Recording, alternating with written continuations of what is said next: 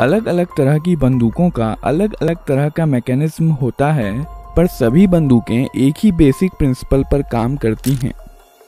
Fully automatic बंदूकों से अलग, जो कि लगातार फायर कर सकती हैं, सेमी ऑटोमेटिक बंदूकें एक बार ट्रिगर दबाने पर एक ही राउंड फायर करती हैं।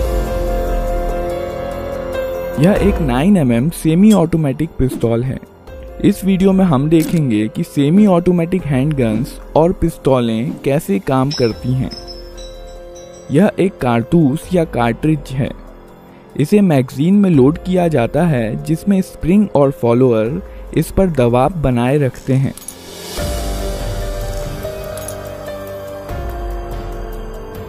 मैगजीन का डिज़ाइन कुछ इस प्रकार का होता है कि कारतूस आगे स्लाइड होकर ही बाहर आ सकता है। इस मैगजीन को बंदूक में रखा जाता है।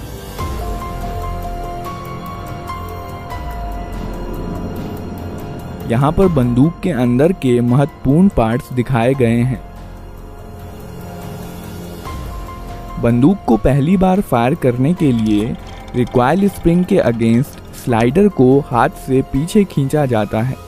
इसके कारण कई चीजें एक साथ होती हैं, जिन्हें हम एक एक करके देखेंगे।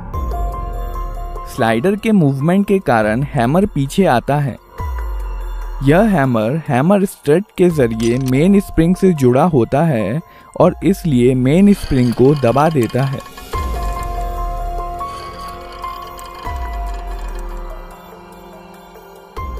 यह सीयर है।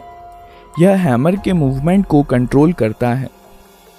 जब स्लाइडर पीछे जाता है, तब सीयर लीफ स्प्रिंग के दबाव में हैमर के साथ एंगेज हो जाता है और हैमर को वापस जाने से रोकता है। जब स्लाइडर को छोड़ दिया जाता है, तब रिकॉइल स्प्रिंग के कारण स्लाइडर अपनी पहले वाली स्थिति में चला जाता है, जबकि हैमर सीयर के कारण अपनी स्थिति में बना रहता है। इस प्रक्रिया को कॉकिंग कहते हैं।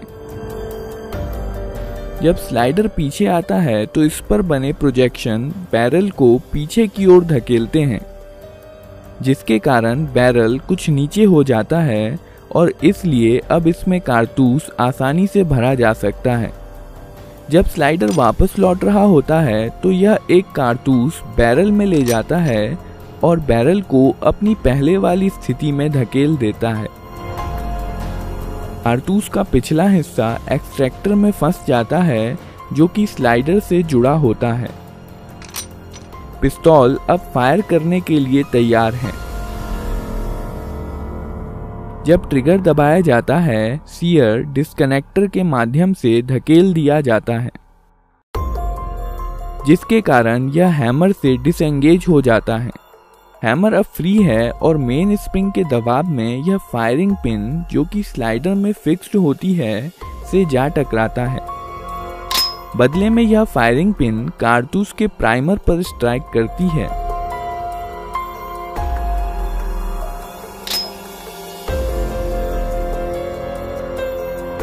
प्राइमर में इम्पैक्ट सेंसिटिव एक्सप्लोजिव होता है, जो फायरिंग पिन के टकराने की वजह से जल जाता है।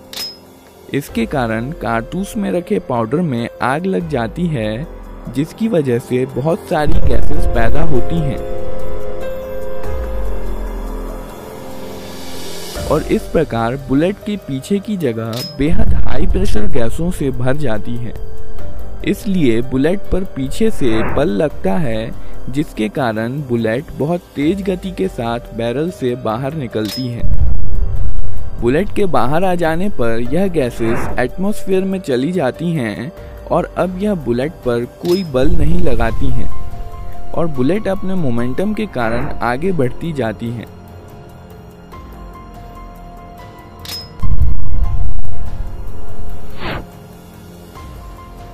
बैरल में कुछ लकीरें और खांचे बने होते हैं, जो आगे बढ़ते समय बुलेट को स्थिरता के लिए घुमा देते हैं। यह गैसें बंदूक पर भी समान और विपरीत बल लगाती हैं, पर चूंकि बंदूक काफ़ी भारी होती है, इसलिए इसका एक्सेलरेशन बुलेट के मुकाबले काफ़ी कम होता है और इसलिए यह पीछे की तरफ ज़्यादा गति प्राप्त नहीं कर पाती। विस्फोट की कुछ एनर्जी स्लाइडर को पीछे धकेलने में इस्तेमाल हो जाती है। केस या खोखा स्लाइडर के साथ पीछे आता है और इजेक्टर की मदद से बाहर निकाल दिया जाता है।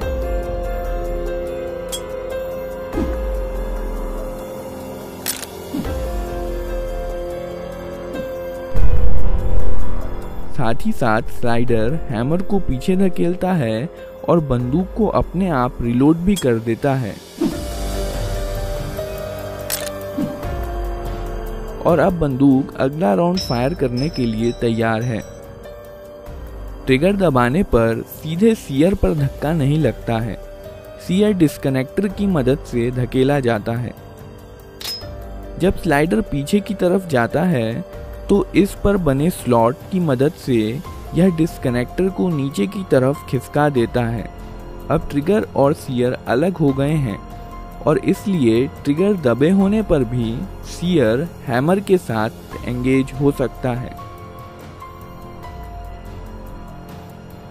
जब ट्रिगर छोड़ दिया जाता है तब डिस्कनेक्टर लीफ स्प्रिंग के दबाव के कारण स्लाइडर के स्लॉट में चला जाता है और अब बंदूक फिर से फायर की जा सकती है। ग्रिप सेफ्टी बंदूक को अपने आप फायर करने से रोकती है। जब बंदूक को हाथ से पकड़ लिया जाता है तभी ट्रिगर डिस्कनेक्टर के जरिए सीयर को मूव कर सकता है।